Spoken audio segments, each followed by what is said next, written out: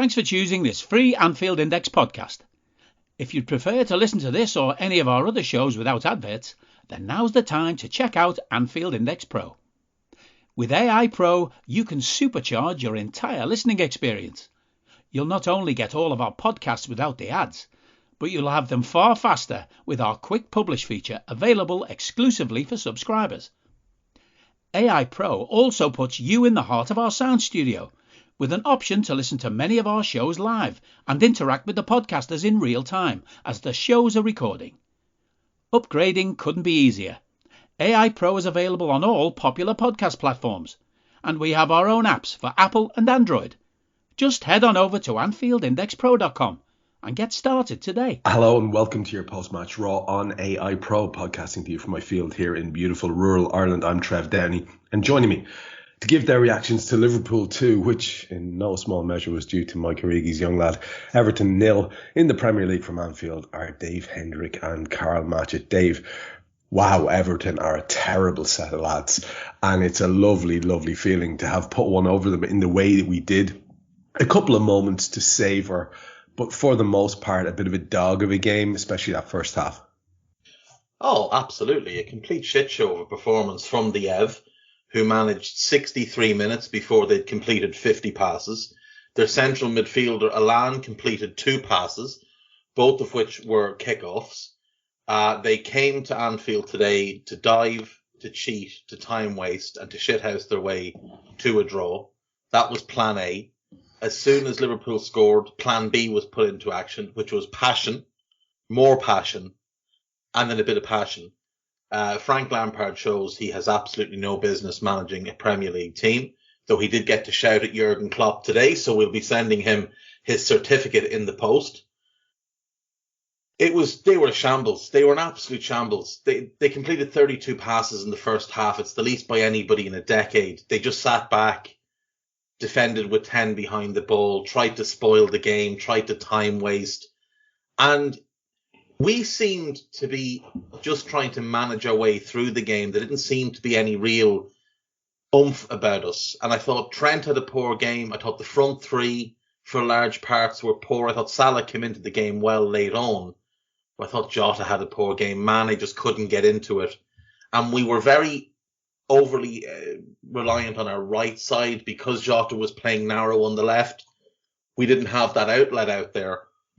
And it made us a little bit predictable and a little bit easy to play against. But then, like you said, Mike Origi's young fella comes on and he's the immediate difference maker. We go 4-2-4.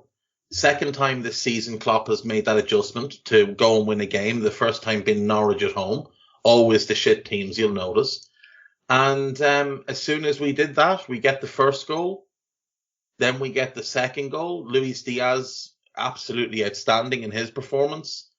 And we deserved to win. I mean, we didn't play particularly well. A couple of lads showed well today. But it was never a game where I felt like we were in any danger of losing or even drawing the game. I always felt like we'd score. It was just a matter of when. And as soon as I saw Divock coming on, I knew that was the time. Because as soon as he came on, I'd imagine Pickford just started having flashbacks. And I'll talk more about Pickford later on. Yeah, it's going to be hard to avoid Pickford specifically because of that shithousing you were talking about. And Karl, we might as well address the big story at the top, and it is all about Divock coming on and doing the business. And it did have that feel very much of a knowing substitution, a manager who is in tune with what's going on and knows the record of this guy against these. And he came on, he did deliver. What was interesting for me specifically afterwards as well was to see the extra special sort of lingering hugs going on between him and Kloppo. And Kloppo, all I could make out was one word. He kept saying always. Now, he was either professing his undying love to Divock, which, fair play, or I would imagine he was saying something sentimental about how he will always have a place in the hearts of the fans here. That would be a little bit more Kloppo, I think, and particularly in the time that's in it. But then afterwards, you see Divock being interviewed, and he's all talk about the end of the season, and we may need him again. So this is very, very important too. All in all, these are the things I'm going to be leaning into after what was, as highlighted by Dave there. I think 83% of the ball went to Liverpool cars, 17%. I can't remember the last time I saw something like that. Atletico Madrid can only dream of having such a low amount of possession in a football match. It's a remarkable. It was a remarkable affair, all in all. I think a win deserved in the end, though. You couldn't really argue with it. No, not at all. There was only obviously one team coming for the win, and there was only one team going to get the win, as long as we had at some stage either the fortune or the mental clarity to make ourselves get there. There was no ever any chance of anything else happening in that game. As for Klopp and Origi, if it's always, the only thing I can assume is that even if he leaves, he was telling him he will always loan him back for the derby.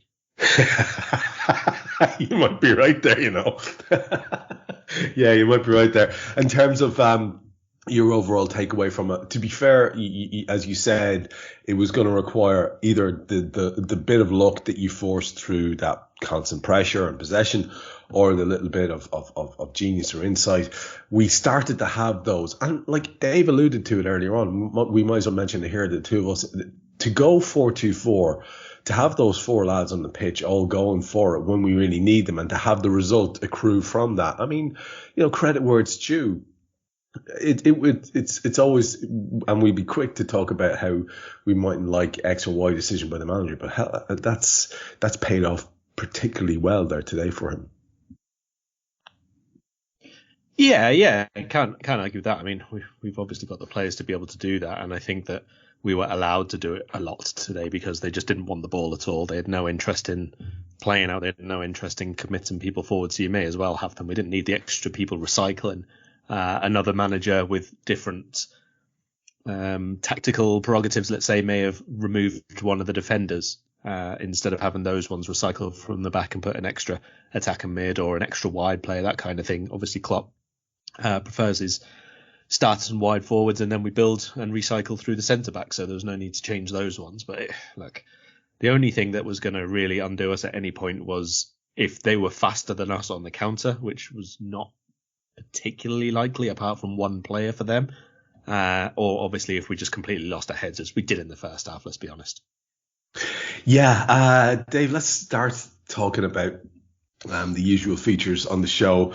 I'm going to tease the listeners with the fact that there is a bonus feature coming up on today's Raw, as indicated by yourself pre-show. We're all in the dark about it, but we'll do the teams first, and then we'll come to your new bonus feature. Because honestly, if we were going to do a ref watch about Stuart Atwell every week that Stuart Atwell is refereeing a match, it would just be an endless summation of a man looking slightly bullied for 90 minutes and slightly afraid, and always just a beat off in terms of whether he thinks he can do something or not. And he just continued in that vein today, and it was a weird sort of a game for him. It'd be a weird game for anybody the way Everton proceeded through it. But let's have a look at the teams. And I wasn't expecting it, Dave. I'll be honest with you. I did not think we would see the old NFT midfield today. And I listened to you and Karl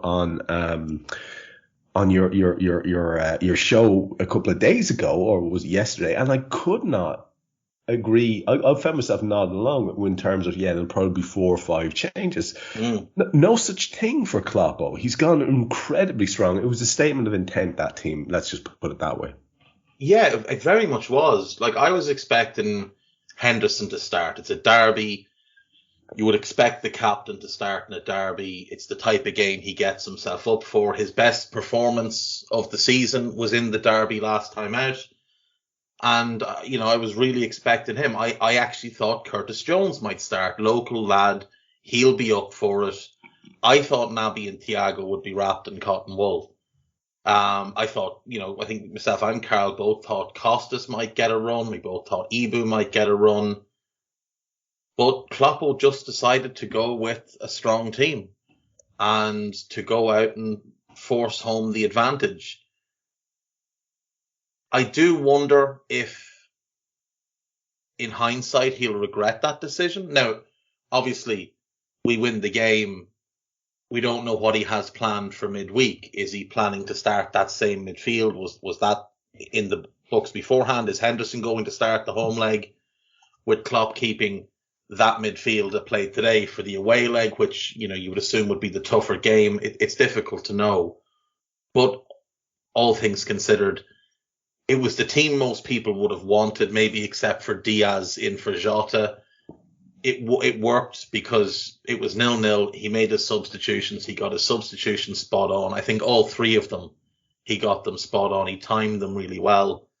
And, you know, you can't really argue with the outcome. The outcome is what matters today. I see. The other thing as well is, like, you'd wonder if Godfrey doesn't get hurt in the warm-up, do they play a slightly different game? Are they a little bit more expansive? Now, a little bit more, not actually expansive, if Godfrey is in there. Because when you play Michael Keane, you sort of have to play that deep block. You have to be a really shithouse team because he's not capable of doing anything else. Whereas with Godfrey, with his pace and his ability, you might have thought they might have come and defended 10 yards higher forward, which would have played into our hands. So, you know, them having that late change might have changed their approach, which then had a negative effect on how we were planning to play. That's very interesting, that Frank Lampard's absolute tactical masterclass that people were going on about for the first half, especially if you were watching Sky, he may well have just fallen arse backwards into it. That's quite interesting. That they may have been more on the front foot with a different centre half is actually quite an interesting take. I like that a lot. In terms of Everton, Karl, just to look at that with you, and Dave, you can come in at the end if there's anything you want to say about them. They went with Coleman and Holgate and Keane and Mikalenko. They had Doucouré, Allen and Iwobi, and then Gordon, Richarlison and Gray. Now, you know, that bunch of footballers shouldn't be anywhere near where they are in terms of the league position. They just shouldn't. And I kind of have a pain in my arse listening to people talking about. There was a whole sort of sycophantic load of shit talk interviews with various people talking about how Frank's done a great job here and Frank's done a great job there. On the bench, he had Begovic, Kenny, Delph, Branthwaite, Rondon, El Ghazi, Dele Alli, and Price. It's not exactly an embarrassment of riches. But those lads shouldn't be anywhere near where they are. We've put them in. Burnley put them into the bottom three. We've left them looking like they might stay there now. I don't really understand what's going on with them, and why they would come to Anfield and play in the way that they played today. Am I just being naive, Karl? Do you think that that's really all they have about them? Am I over-egging some of those footballers and thinking that they should be doing so much more? Are they basically Dele Alli, you know, writ large, the whole club? I think what they did today is because they backed themselves into that corner. This is what they have become, and this is what they've got left at the minute. You know, look at their away form since August. I think they've won once away from home since then, and that was an FA Cup match against Hull in the Championship. So they've put themselves in this position that they feel like they have to scrap and try and shithouse their way to a point, basically, because they're hopeless otherwise. They've got no hope of doing anything at all away from home, because that's just what this season is for them. That's how they feel. That's how it has become for them in the eyes probably of the squad. And they know that probably right before the game going into the bottom three was another, not nail in the coffin yet, obviously, but definitely a thing which would have left a few of them even more sweating, you know. And I wouldn't like to think that for people who are professionals in the game, that Burnley result would have affected any kind of team selection or approach to this match at all. I think that they would have done this anyway, even if Burnley had been beaten 6-0, because they just haven't got anything away from home, like nothing. They have no performances there. They have no points to have taken recently. They've got nothing at all. And then you come here where the only time they beat Liverpool was when we had no players, no fans and all the rest of the stuff. It was desperation. That's all I can really say about it. I mean, as a whole, yes, these players are better than where they are. but they're not, because that's what they've been made across the whole of this season and even last season to an extent. Not as bad, but then the whole league was a bit skewed last season as well at times. This year, Everton away from home since Lampard had come in got worse, undeniably, by every single metric, by watching the games, by any stats that you want to pull out, anything at all. They've got worse, but they weren't picking up many points beforehand anyway. And so I think that they almost feel like maybe they're caving away from home and everything is on their home form. So they'll just do this, and if they get a point out of it, that's a bonus. And if they didn't, then they probably haven't lost anything compared to what they would have done anyway if they'd have been a bit more attack-minded or a bit more feeling like they could have done something, optimistic, confidence on the ball, all the rest of it. Because when you get beat in a row by like Norwich and Newcastle and Southampton and all the rest of them, what hope have you got to come to Liverpool?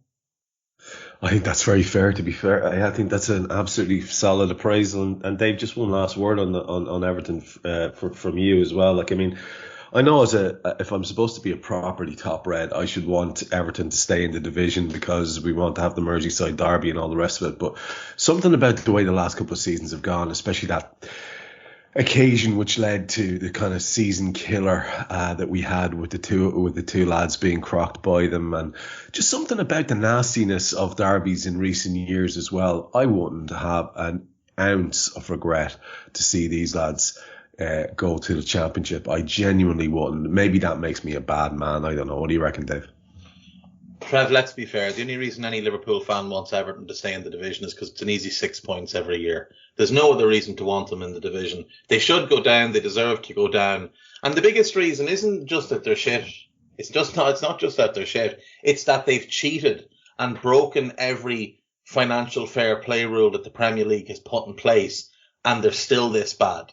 Whereas clubs like Burnley and Norwich and Watford and Leeds and whoever else have abided by the rules and they've stayed up or gone down on their own merits. This club have cheated, broken the rules, should by right probably be getting deducted points for how far over the allowed spend they are. That won't happen. May happen to them whenever they come back up in a couple of years. And yet they're still going down. They're still going down, despite all that money spent, despite talk of the power shift, despite John Merrow doing extended threads on Twitter about all the players they ever going to sign because they are the new billionaires, despite having pictures of a stadium, no actual stadium, but pictures of a stadium are just as good. They're in this position. They're in this position, and good enough for them. And long may it continue. I'd have no problems at all seeing them go down and do a Sunderland and go down again. None at all. I'd have no qualms about laughing at them if they go down and it's financial destruction for them and they have to bin everybody off and start over again. They deserve it. When you spend as recklessly as you do, as they have, when you act the way they have, and when you treat people the way their fans treated Rafa Benitez, I've no sympathy for anybody. And I thought the highlight of today was the cop singing Rafa. Yeah, that it was lovely. The highlight of the game. It was lovely. Twice today they sang it, and good enough for them. Let's just get a take from both of you before we move on. If I gave you €10 of my Irish money, so no risk involved for you whatsoever, to bet on either Everton to go down or Burnley to go down at this stage, Dave, on today, just the way things are currently, your current mindset, who do you reckon you would put that money on to go down? Everton. Everton, without question. They're 2 points behind. I know they've got a game in hand, but they have a much harder running. I would bet on Everton. Karl, if you had to pick one to go down out of the two, who would it be? I went for Burnley in the build-up to this game. We went through a few of the fixtures. I think it was for this code, wasn't it? Yeah. And I did say I think Burnley get a result, I think, for this game against It was the Southampton Wolves game today. You had them winning. I think you had them. I think I'd said a draw for this one today. Yeah. So I think I had it within a point or two, but I went with Everton, so I'll stick with that for now. But you know what? It's. I feel like this might be a reactionary thing, but when it comes to when you actually play against Everton, you kind of feel very differently about them rather than watching dispassionately as they just lose randomly to like Wolves or Crystal Palace or something like that in a different game at the weekend. You know, it's not. It shouldn't be because it's a derby, but it's more than that. It's not nice playing against this side sometimes. Some of these players are not in my favourite list, I'll say. They've taken 1 point away from home in the last 5 months, I think. The last 5 months, they've taken 1 point away from home. They've got three away games left. You can write them off. They might get a point, but they're not going to take any more than that. They won't beat Arsenal away. They won't beat Leicester away. They've got Chelsea at home. That's one of the home games. And then they get Brentford and Palace. And they have to win both. That's who I picked to win. Well, fighting for their lives today against their local rivals, they get a shot on target and they have 17% of the ball. And that Allen stat you mentioned earlier on is absolutely terrifying, I have to say. It's remarkable stuff. Now, loyal listeners to Anfield Index and the many shows that are pumped out thereon, especially none more prolific than young Hendrick there, may have heard some absolutely scurrilous remarks by both himself and young Drinkle relating to my choice of footwear during the week. I have obviously listened to some sort of edited version of the show. So no. So what happened was I was talking to Guy and I was explaining to him that I've reached the point in my life. I heard that full thing, but I had to go listen to it on the app. Whatever way, when I get my when the show comes to me on Apple, it's reduced form, 18 minutes, 20 minutes, whatever. But whatever happened, when I went and listened to it on the app, I heard the whole thing. Yeah, so the whole sandals and socks thing, that's absolutely scurrilous. But I may well move that way. I'm not going to rule it out. I'm just not quite there yet. I do have a pair of tremendous wellies, just so we're clear on that. And Dave Hendrick is about to introduce a new feature to Raw today, or so he says. Let's have it, Dave. Right, so long-time listeners of the original Anfield Index podcast will remember a segment known as Bell End of the Week. Hey! Which I'd been toying with bringing back for this game in particular. However, there were simply too many contenders today, so what we've got instead is Prick Watch. Hashtag Prick Watch. So we'll start off with Anthony Gordon. Anthony Gordon dived 6 times in the game today. His first dive was 1 minute and 43 seconds into the game. He dived and won a free kick. He dived again on 3 minutes and 47 seconds and won a free kick. He dived again twice after that. The next one was, 1 and 42, 3 minutes 49, both free kicks. 7 minutes 25, no free kick given. 15 minutes 42 seconds, no free kick given. 23 minutes and 34 seconds, his 5th dive within 24 minutes, and he was booked for cheating, for trying to win a penalty. He then managed to almost go an entire half hour without diving, but then he dived again on 52 minutes and 50 seconds for the thing that people are trying to claim is a penalty. Anthony Gordon is a little prick. The second one we have here is Richarlison. Now, Richarlison also dived 4 times today, including once where he managed to twist his own ankle. He went down at one point because he headed a football, and he generally is just a horrible little prick, so he's involved. And to be fair as well, it was not just those egregious incidents you've mentioned, but at the end there, he has a really, really petulant studs into Henderson's leg, which is Carragher played down the penalty, played up the Gordon penalty. He played down any chances of Liverpool ever winning a free kick, made little of anything like that. That's just what he does, but he seems to really lean into it because, I don't know, is he afraid of being tribal or whether it's his actual blue roots coming out. But not a mention at all about that. He thought that was perfectly fine, that little incident at the end, which was the height of petulance, regardless of how hard or solid the connection was. It was intentional, and it used the studs. So, I mean, Rick the prick, man. Yeah, absolutely. Next up, I've got Abdoulaye Doucouré in here. Now, 2 incidents of note for him about Guinea. He did 3 things in the game. He missed a decent chance. He kicked Fabinho. And then he shoved Jordan Henderson when he was on the ground after Richarlison had kicked him. So Abdoulaye Doucouré in there. Mason Holgate in, largely for being a grass, running to tell the referee that Sadio had pushed Alan in the face. So I've got that one. I've got Frank Lampard here just because. I've got Graham Lasso here. Robbie Fowler was right. And basically his entire commentary on the game was attempting to bring up how well he thought Everton were doing. I've got Richard Keys here. Now, it's not for any of the obvious reasons. It's not for the hairy hands. It's not for the reasons he was sacked from Sky. It's not for what he did to his wife when she was sick. It's not even for the tweet which said, here's an early shout, Everton will finish above Liverpool a couple of years ago.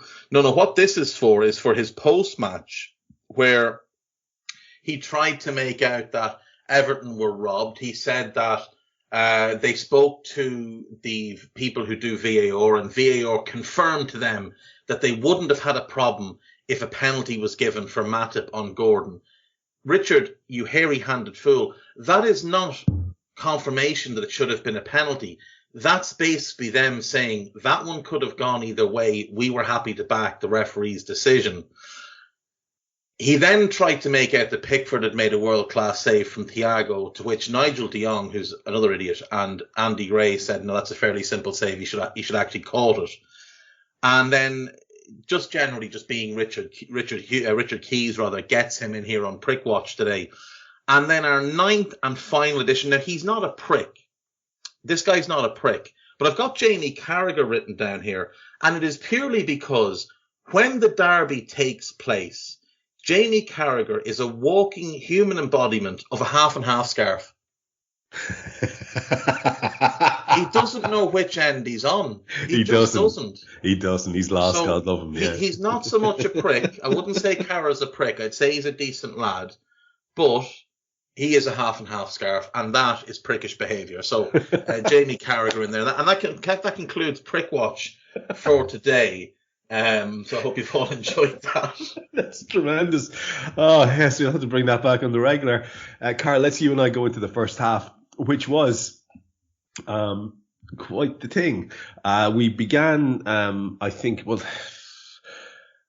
really the first thing of note was well into the game. There's an early free kick which was bashed into the wall by Demarai Gray after Fabinho had taken out Gordon.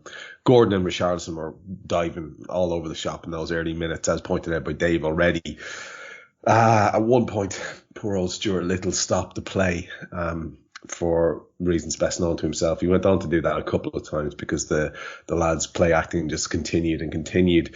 On 14 minutes, as David mentioned before, the Rafael Benitez chant is going around the place. And bless their hearts, the crowd at Anfield. I thought that was a particularly brilliant bit of genuinely proper shithousing on our part. More to follow in that vein. Demarai Gray has a shot blocked in 14 minutes, and Gordon's diving again on 15, this time versus Trent. There is a slight hand in his back, but I mean, if you're given a free kick for that, then no football gets played on a football field ever. But again, poor old Carragher seemed to think it was definitely a free kick. 21 minutes, the ball goes into Sadio from Naby outside the D, and Sadio spins and shoots narrowly over. It's our first proper effort on 23 minutes. Gordon picks up that yellow for diving again. This time he's basically diving over Naby's leg. And again, poor old Carragher wanted to give it, I think. You know, he barely wanted to criticise Gordon at all. He was so fond of him, nothing but effusive praise for him. Tyler, after a beat, sensing an opportunity, says, you know, Jamie, it's one of those where you could say we've seen them given. And I'm just, at this stage, I really, really would love to be in proper internet world where I could have a different alternative commentary stream and watch the images on Sky. But anyway, I couldn't. 27 minutes, we saw a yellow picked up by Coleman this time, who was late on Jota. There was a dangerous ball in from Robbo that led to a corner. From that, there's a chance about a couple of minutes later, not from the corner, on 30 minutes, Jota volleys wide of the left near post after a lovely cross by Robertson. And there's a bit of half-decent Reds play now, built up, a couple of chances. However, on 33, Richarlison plays into Doucouré. He's forced to the right, and he drags a cross shot right across the face of goal. It sort of dribbles past Ali and well wide, but it's an opening, I guess, of sorts. Great move on 39 minutes by the Reds, led to a corner. Lovely football by us. And at this point, and by the way, you'll have noticed, lads, I'm walking us through this first half because it was shit. And we just want to get just through the incidents, and you guys can talk about whatever it is takes your fancy. Richarlison hits the deck then on about 40 minutes.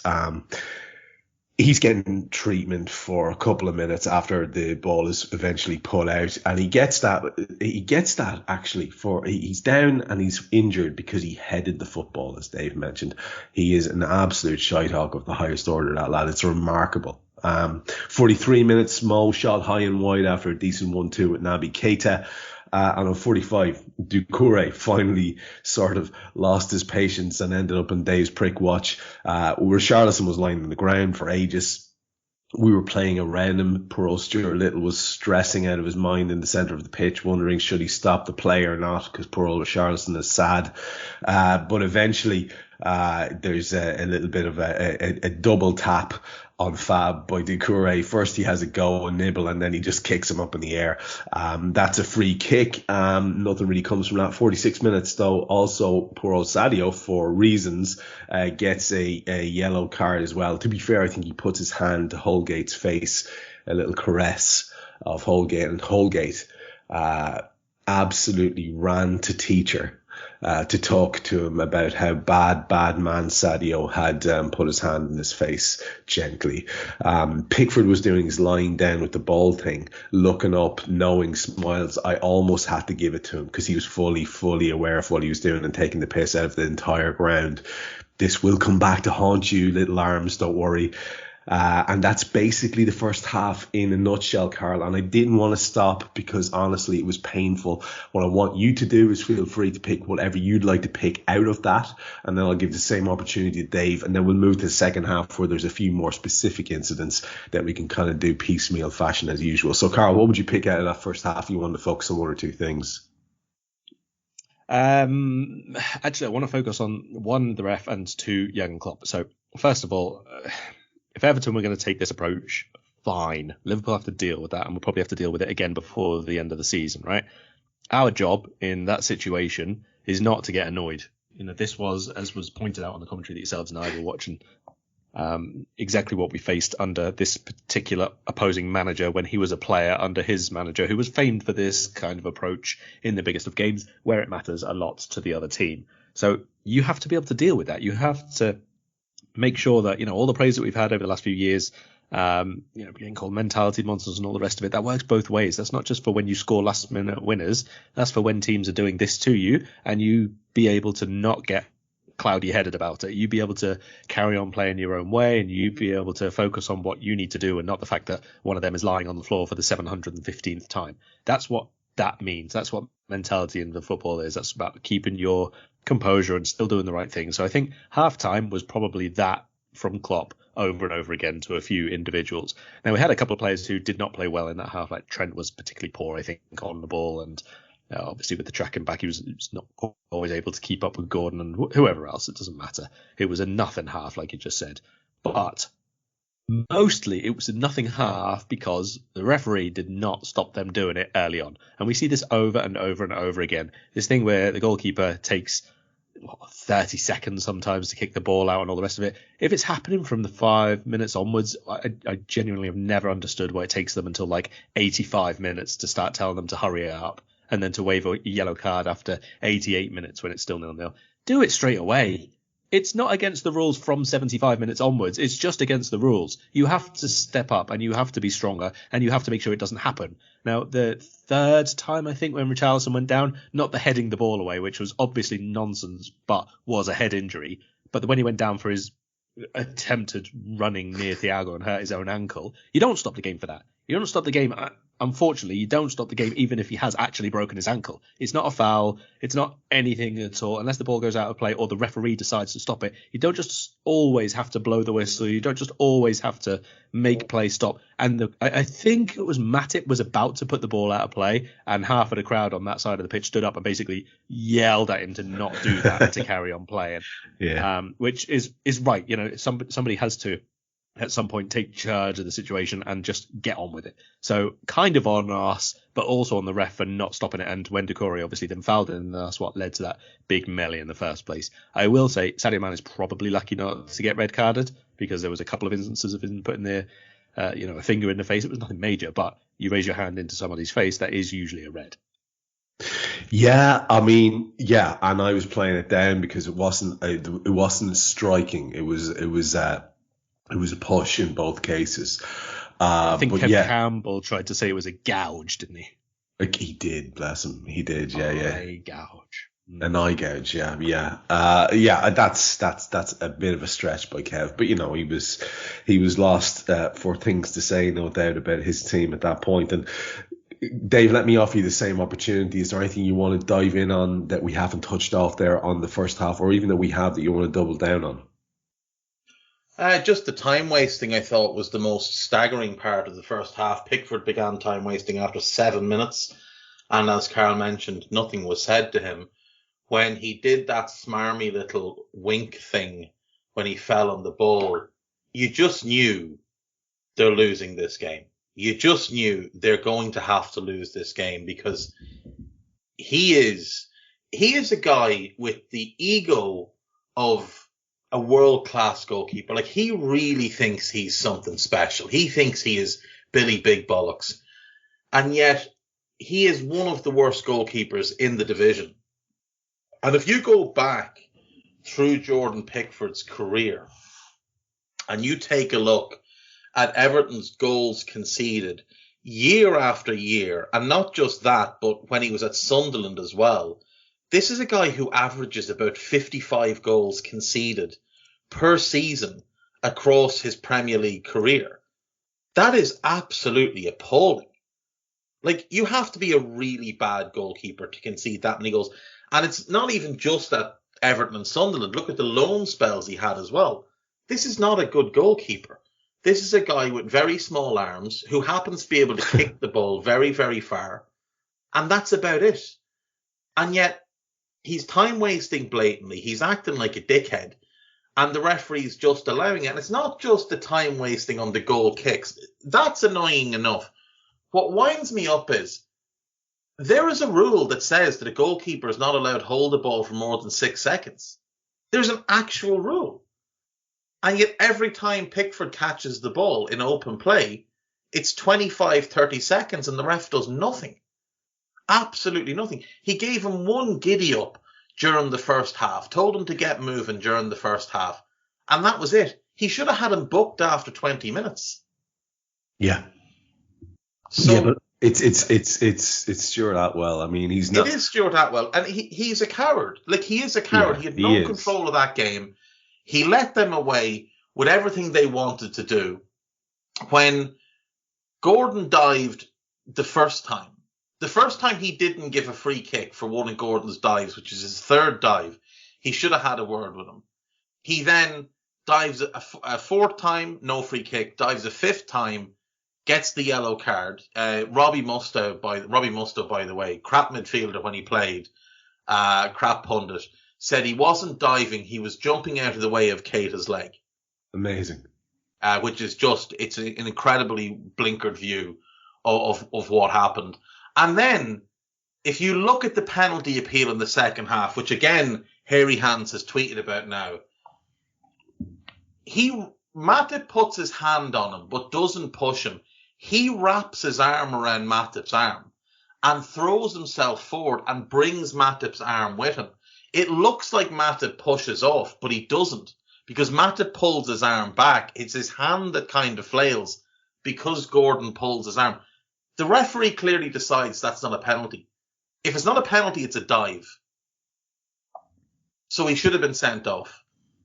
He should have been sent off for. And by the way, the one that Trent got booked for, the only reason there was contact between the two of them is because Gordon initiated the contact. He could easily have hurdled Trent's sliding tackle. He was over him and dragged his foot across his leg to bring the contact. The guy is a cheat. He's a 21-year-old or 20-year-old cheat. And it's a shame because he's a talented footballer.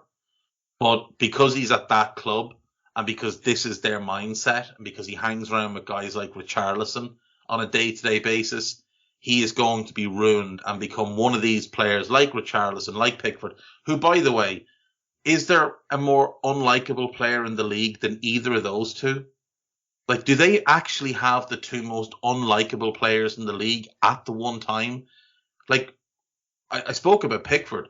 Richarlison has the attitude and ego of Cristiano Ronaldo and the footballing ability of, I don't even know what, David Ngog, Danny Welbeck.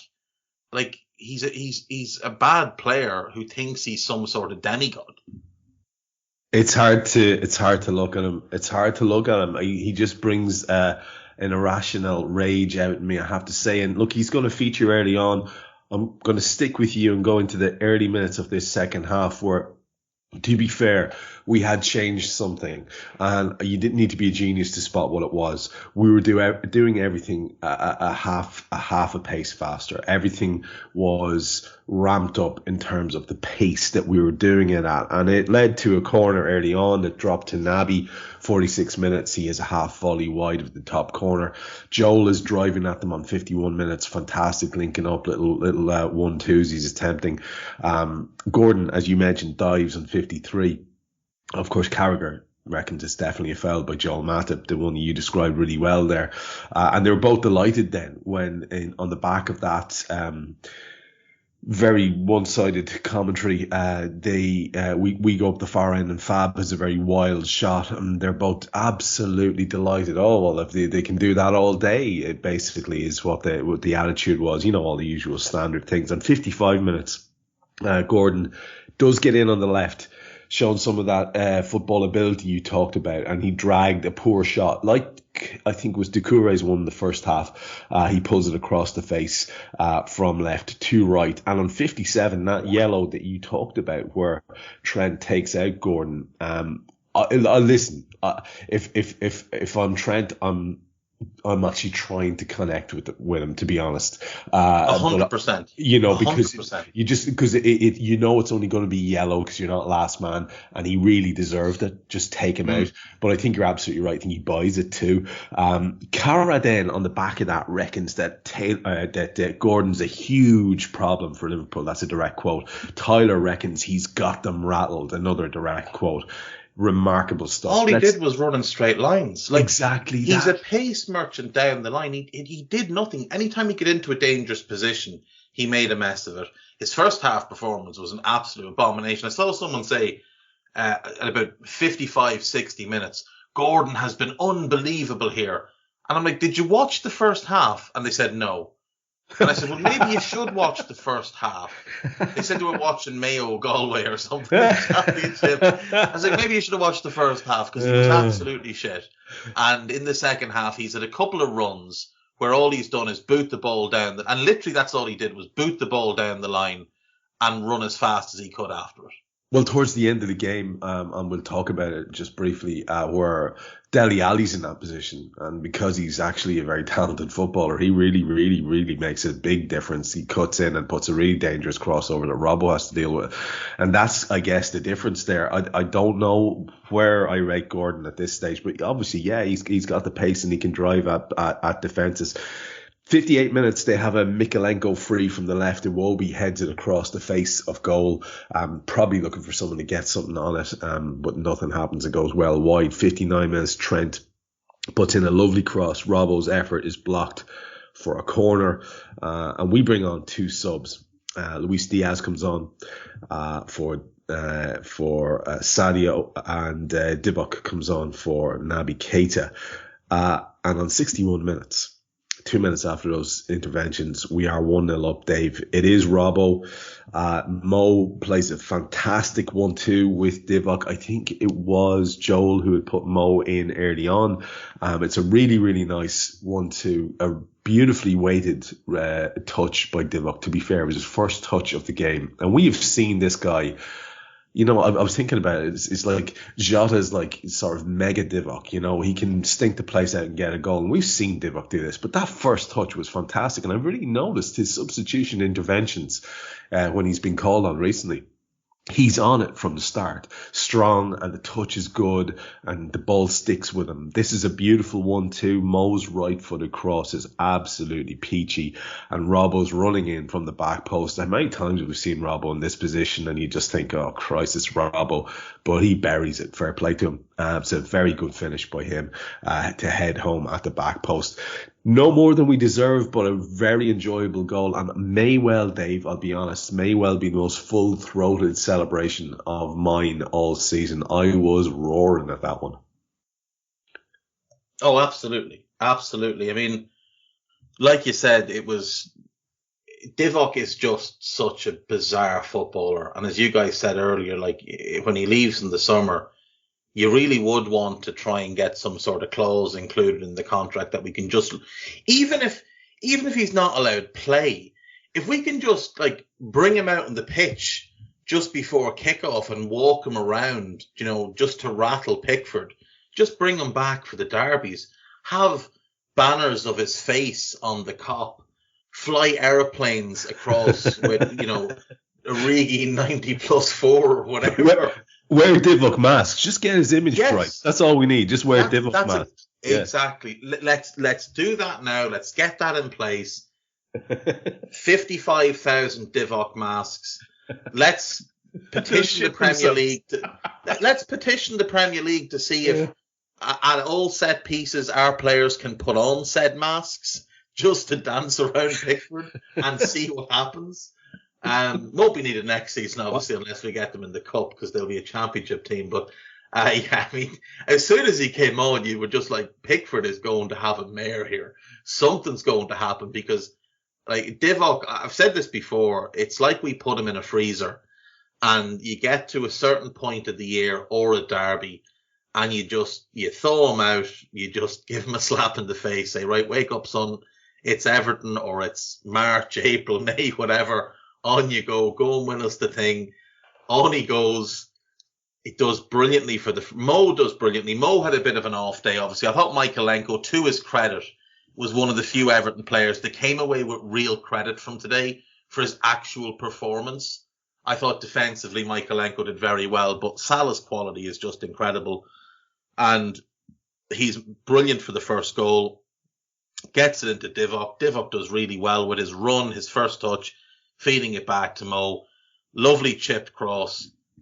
You hope when Jota gets it, he doesn't. And like you said, it's Robbo appearing. And you're just thinking, head it, don't volley it. Whatever you do, don't try and volley it. And he heads it. And Pickford, who hadn't, by the way, had a save to make to that point, we hadn't had a shot on target. And our first shot on target beats him easily as he dives over the ball. And it's a glorious moment. And of all the people to score, today, Divock, who's caused them absolute horrors, and Robbo, who's the real needly one in our team, who their fans really don't like because he winds them up so much. Did you see his interview afterwards, Dave? I haven't seen any of the interviews. No, I've read Lampard's. Yeah. And Robbo managed to sneak in a few things. You wouldn't even see them. You honestly wouldn't see them if you didn't know it was Robbo and he's absolutely dick and he was talking about relegation battles. He just slips them in there, It's great. Beautiful. Yeah. Karl, you're back with us and you've been listening to Kloppo's interview. Anything of note that you want to report, or will we kick on? I mean, most of it was first half. We didn't play basically at all, and he has no particular issue with that because we were better second half and did a few more of the patterns that we were actually working on. Interesting to hear him talk about Robertson's goal being something that they'd actually specifically worked on, with him getting right in there to the far post, because it was the same as one of the goals that Leicester scored against Everton recently, with their right back tucking in and leaving a little bit more space there. So that was nice to hear. Lots of praise for Divock Origi being a legend, and pretty much confirmed if he was leaving again in the summer, I think, without really outright stating that he was gone. He was obviously talking about when he departs and stuff like that. Nothing major else, but I don't think he sounded like he was too bothered at halftime. I think it was just a bit more about focusing the minds and making sure we were playing at a better tempo and that kind of thing. Made similarly a few sneaky remarks to the fact that Everton touched the ball about 6 times across the 90 minutes and isn't too bothered about their plight. Excellent. Good to hear. Let's look at the next chunk of the game, you and I together. Oh, by the way, that celebration from Robbo was a joy in and of itself. Karl, the Luis Diaz back heel control run and cross on about 62 or 3 minutes. Holy shit, this lad is special, isn't he? I mean, he's not grabbing the headlines in the way that Divock is. But I don't know about you, but I was just crying out for this lad. It was clear that that's what we needed. What Diaz brings that possibly sometimes Mo, Sadio, Jota, Bobby, none of the others bring is directness, but ball retention. And, you know, we talked about it the last day, picking that right pass when he does try to commit to it or have a shot that actually is going to worry the keeper. I was dying for him to come on, and we have just a beautiful football in our hands here, don't we, Karl? Like, I mean, it's just, it's exciting to have that talent to take from the bench. I prefer when he starts, but when he's coming off the bench, you know he's going to make an impact. He's just not going to be anonymous. He's magic. I love him. But I mean, the same point I've made a couple of times. How nice is it to be able to have one of those options on the bench, whether that's Diaz or whether it's Jota or Firmino or whoever it is. The fact that we've got at least one, if not two of them now, and a third one when it's the derby because of Origi, that's just such a sea change from what Liverpool have had before. It's always been about the 2 or 3 winners that we need on the pitch to start matches, and then, you know, other people can come in and see the game home or whatever. And now we just have game changer after game changer after game changer, and that's the biggest thing that has really changed over the last 2 years for us, I think. Diaz, he's a special boy. I think we're going to see a lot more from him in terms of actual goals next season. Maybe he's still a little bit not taking on as many shots as he would have done at Porto, let's put it that way, especially ones where he cuts inside and he's still 20-25 yards out and he absolutely rockets them top corner. We haven't seen too many of those yet, not even attempted ones, I wouldn't say. So probably another 10 or 15%, but you're absolutely right in terms of the build-up play and everything that he offers, because it's so really well attuned and he really gets the little combination plays that he has with Andy Robbo or the left side of midfielder and all the rest of it. It's working very nicely, isn't it? Can we just talk about because you and I are going to walk our way up to the second goal, but can we just talk briefly? I'll get a take from both of you on this. We had 13 corners today, and it's been such a wealth of opportunity and goals for us. We can cause absolute havoc with them. I suppose you could argue that the final corner of the game has an impact in a way, but it was a shit corner, that 13th corner. We had so many, Trent primarily responsible. Do you remember the bad old days of how we could never beat the first man back in the day on corners? It just felt like that again. I just wonder, Karl, just to start with you, is that a coincidence? Is that just maybe Trent's off his game a little bit and maybe they're really pulling out all the stops to get to the ball first because that's what their game is all about today? Or is it a combination of the two? Or, I mean, it's hardly something to worry about, is it, Karl? Oh, no, I don't think so. I mean, you can't score every game off a corner, and we're still top of the Premier League in terms of goals from corners this season. But they did have a few people, like even Michael Keane, who came into the team. One of his biggest strengths is probably aerial clearances, that kind of thing. So I think he did quite well off corners, things coming towards him, easier to clear, that kind of thing. Trent, in general, I don't think had too much of a good game today. There was one really good cross that he put in, but he didn't get in too many of those positions. Some of his passes were a bit sloppy. There was one with he played a clearance stroke pass with his shoulder at one point, which just bounced straight into central midfield, and I didn't see him on the camera, but I imagine sent Klopp absolutely, well, fuming. Let's just use one of those words on the sidelines, because it did to me at home. I'm not really bothered by it, let's put it that way. I think it was, just a game where they had about 17 defenders back all game long, trying to clear all of those high balls and clearances and all the rest of it. Like I say, you're not going to score a goal per game off corners alone. It's there as a resource for us at times, but I think the more important thing is that we scored 2 headers from effectively open play as well. That's a different kind of good delivery, isn't it? Yeah, to be fair, I guess we can leave that sit at that. 65 minutes, we saw Pickford flapping at a ball which ends up dropping to Mo because Pickford's not decisive with his contact. Mo's a good opportunity. He's kind of central. I'd say he's kind of penalty spot. He volleys over. He just can't get his foot over the ball. A minute later, Divock had a really tough-headed chance. It was a Trent cross. Trent's delivery was off today almost for the duration of the game by comparison with the absolutely ludicrous standards that we expect. We saw Mo Salah tracking Gordon on 67 minutes, and it was because a brilliant Reds move ended with a sort of a failed Mo back heel, and he took it on himself to charge back and stay with Gordon, and he's one of the few lads on our team who has the pace to do that, so fair play to him. I thought it was a great attitude, good to see. 69, we saw Diaz cutting in, having a shot that was blocked, went for a corner. 71, Gordon carried it pretty well down that left-hand side again, fed Iwobi. Iwobi plays it into Gray. Now, we have a situation here where on a different day, it's a really decent hit by Gray. He catches it beautifully. It's just wide of the target, and it could have ended up in the back of the net, and you would have been a bit sickened. I'd still have money on us rallying at that point. We still have our ridiculous amount of strikers on the pitch, but a little bit of a sniff for them. They bring on Ali for the tremendously productive Alan on 72. There's a corner in 75. I've noted at that point how awful they've been. Divock was cleaned out of it by Keane. I thought that looked like a bit of a penalty to me on 76 minutes. I don't know. They didn't want to even talk about it. They bring on Rondon for Gray. 77. Ali punches a Richarlison free, and he punches it at our defenders, causes a bit of a flap, but eventually we get it clear. Again, one of those moments that you don't want to give them. They shouldn't have a sniff in this game. 79 minutes, Robbo has a great clearance from an Ali cross. It's their most threatening moment. I referred to it early on. Ali does very well on that left-hand side and puts over a very dangerous ball.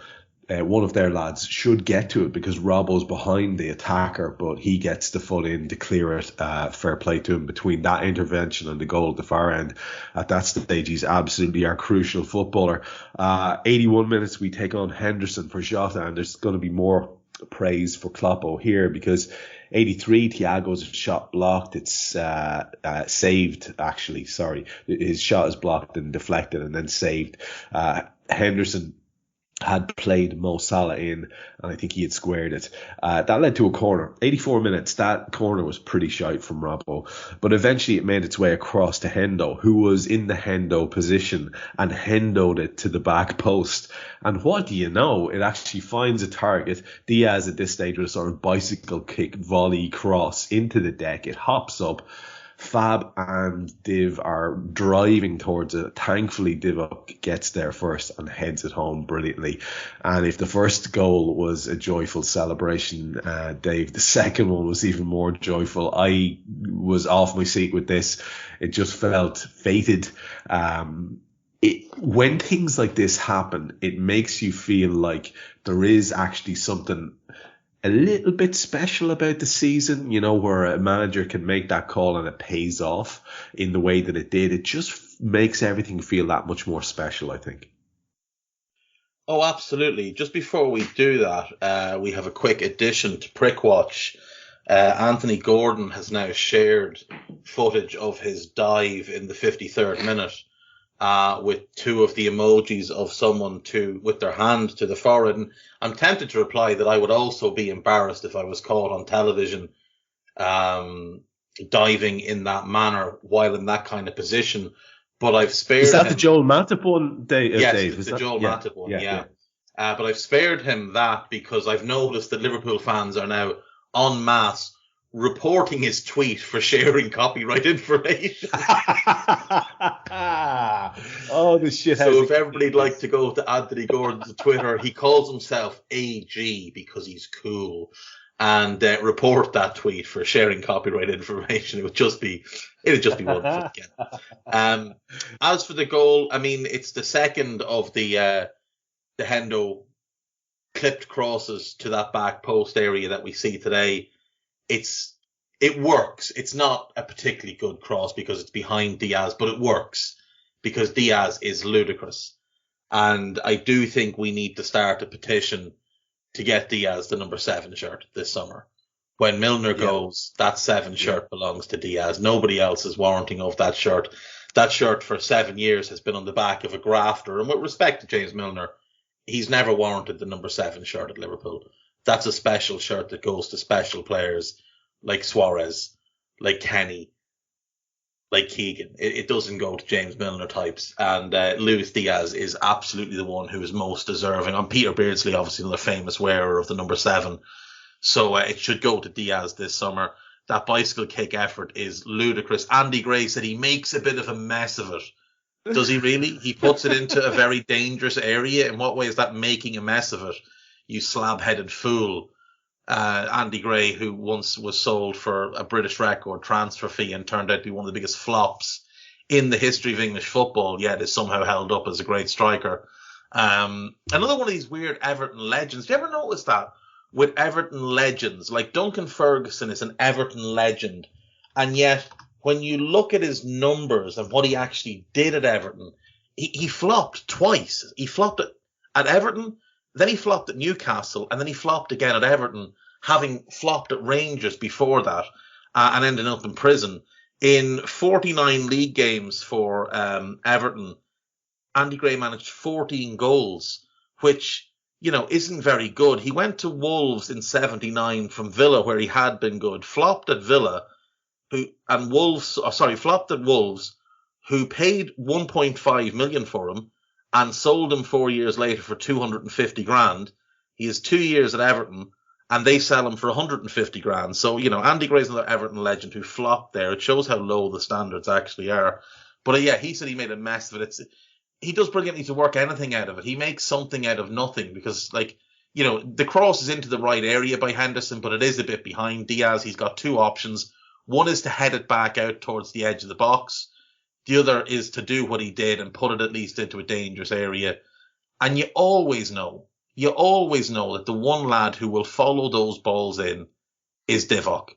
And he does, and he scores, and it's wonderful. And if that's the last contribution he has at Anfield this year, it's just the most fitting one possible, because his whole path back to being part of Liverpool Football Club began with that bizarre late goal against Everton, because he couldn't even get in the matchday squad. For 3 months, he wasn't even getting in the matchday squad. Works his way back in, scores that goal against Everton. That kickstarts it all. Obviously has his Barcelona moment, has his goal in the final, scored some goals last season for us that were important, or the following season that were important in the title win, scored the goal earlier this season that won us the game against Wolves. If you remember, comes off the bench when all looks lost, scores a big goal, and again comes on today and another big contribution. I know he's the 6th or 7th striker, but him leaving, we are going to miss just having someone like him, that bigger, different type of number 9 that we can throw on when we need. I think we'll actually need to replace him, to be totally honest.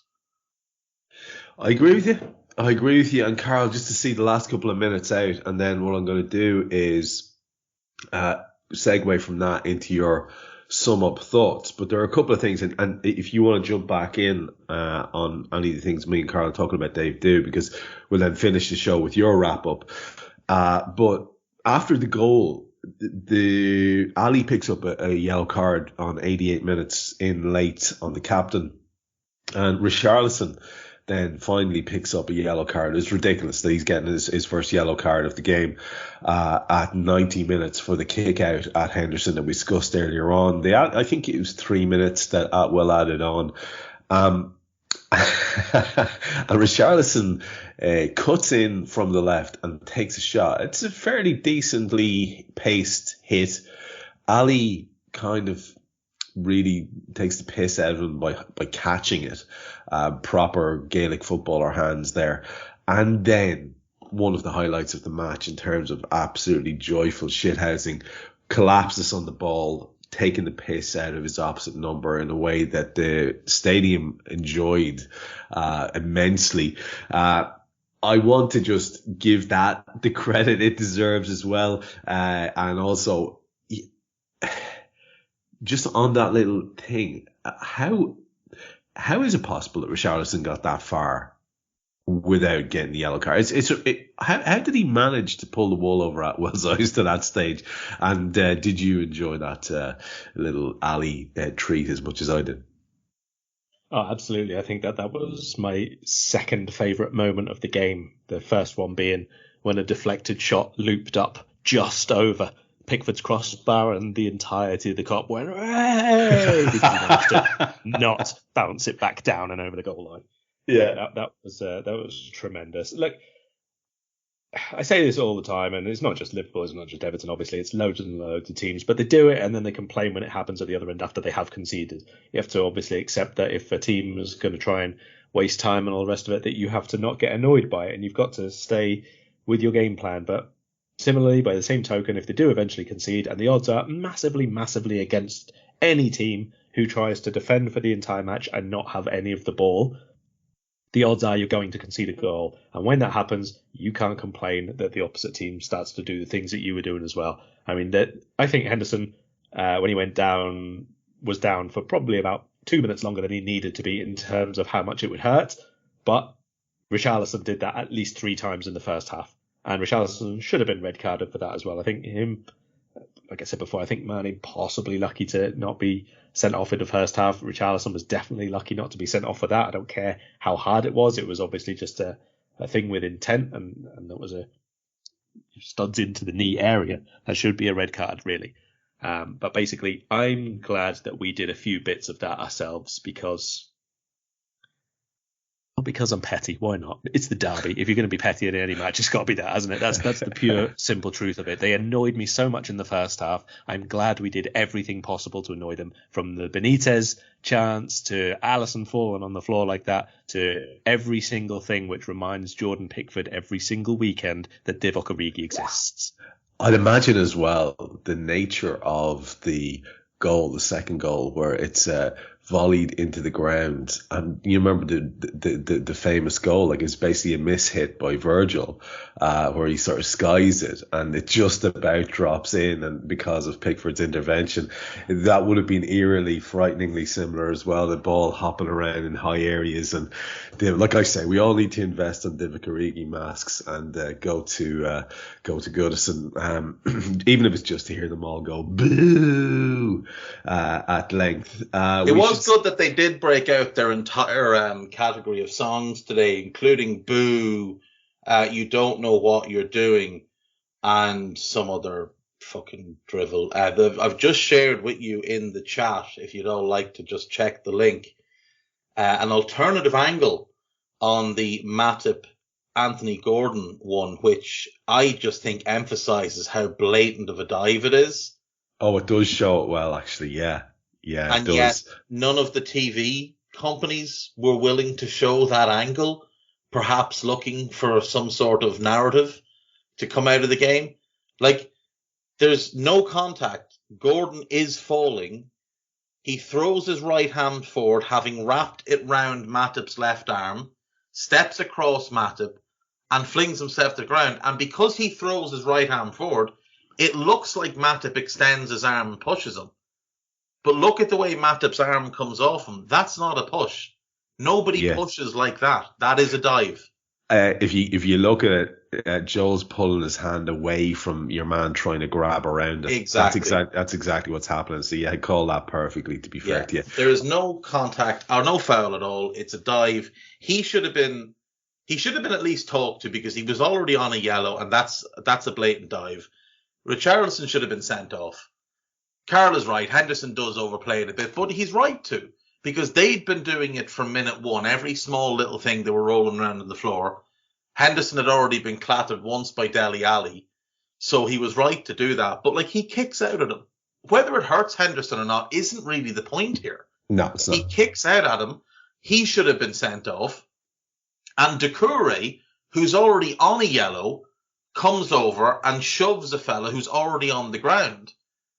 And the referee just does nothing. He gives Richarlison a yellow card. Someone needs to have a chat with Stuart Atwell in the morning. Yeah, that Doucouré one is that's just a clear second yellow. I mean, he's no business getting involved, let alone pushing a lad who could be seriously injured. It's weird. It's weird. I'll be back to you for wrap ups in a second, and let's do exactly that with you, Karl. Now, what's your final then takeaways, and finish off with letting people know what's coming up in the week. In terms of the title race, I don't think that this game is anything to be taken at all. This was just what it was. We have to keep winning every game, and that's fine. But in terms of analysis and seeing who we play and all the rest of it, this is just a standalone game, really. We have to have an ability to win in all different kinds of matches. And like I said, I'm sure we will have at least one more game, which will be just as frustrating later on this season. And we'll have to deal with it in the right way again. We'll have to find a way, whether that's through changing around the starting 11 or changing the shape like we did today and having people come off the bench who do very, very well. Only things I will say additionally are just a few stats. My favourite ones being that Everton's player with the most touches in the game was Vitaly Mykolenko, who had 59 touches. The only Liverpool players he had more touches than were those who were either subbed on or subbed off. Everybody else, down to the least involved Liverpool players, more than Everton's most involved. The central midfielders Dave's already touched on, obviously, in that Alan did not really do any central midfielding. He made 2 passes all game long, completed 2 passes, that is, all game long. A 33% completion rate for both himself and Michael Keane, which is quite extraordinary. Divock Origi, I think, came on for 31 minutes, something like that, and made more passes than 4 of their players who started the game. Wow. That's stunning. That is stunning.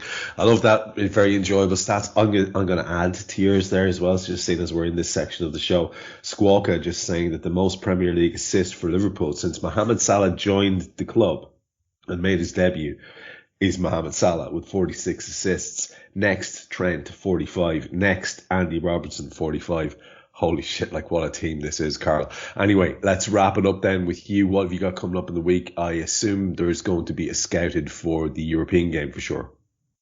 Definitely so, yeah. We'll have to scout for Villarreal first leg. I'll have a piece coming out on the Indie for this Liverpool match, obviously, and probably something before the other Champions League match as well. Maybe some sort of preview on Real Madrid and how their season has been going so far. Excellent. Get your eyes and ears around whatever Karl's doing. As ever, it's well worth your while. And Dave, let's get your final thoughts on the match today. Just that they're an enormous bunch of pricks, and I hope they get relegated because the league will be better off without them. People will love to criticise Burnley, and I hear people regularly say, "Oh, I hope Burnley go down." The league needs Burnley more than it needs Everton. Just to give you an idea of how flagrant Everton's spending has been, this is since the summer of 2016. So the beginning of Klopp's first full season as Liverpool manager. The figures are in dollars, US dollars. I do apologise for that, but it's just where I've got it from. Everton have spent $827.5 million.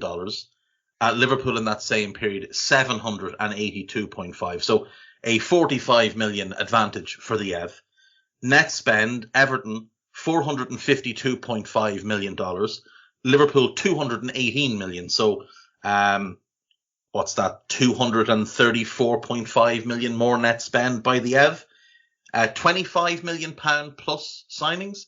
19 by Everton, just the 12 by Liverpool. And that would be 3 major trophies for Liverpool. I assume that's the League Cup along with our Premier League and Champions League. They're not counting the Super League or the Super Cup or the World Club Cup, and 0 major trophies for the EV. They are, however, about to beat us in yet another tally there, which will be relegations, which will be 1 for Everton and none for Liverpool. Like I said, they deserve absolutely nothing from today. They deserve no praise.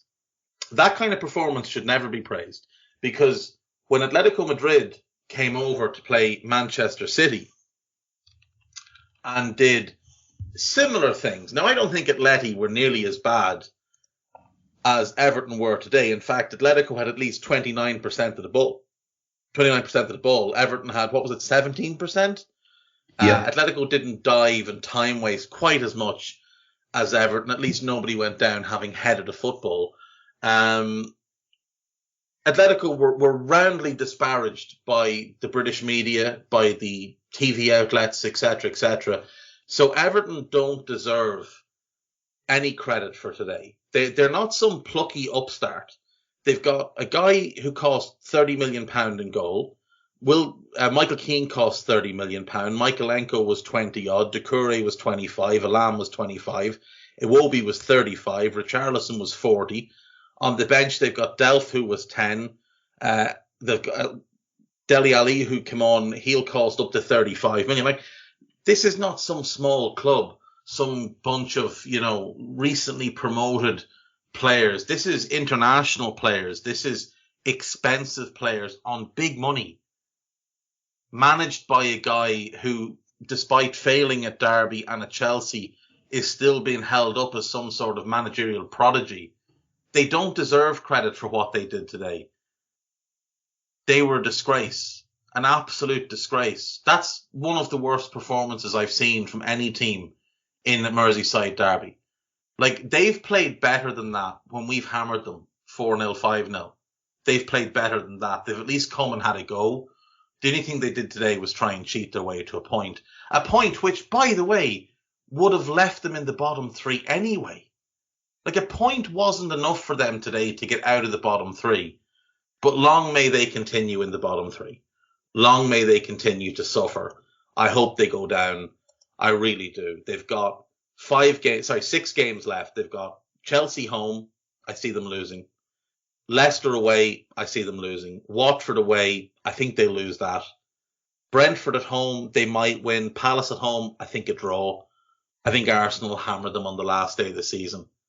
That's 4 points I have them taking the rest of the way, which means that Burnley would only need to take 2 points the rest of the way to have a superior goal difference.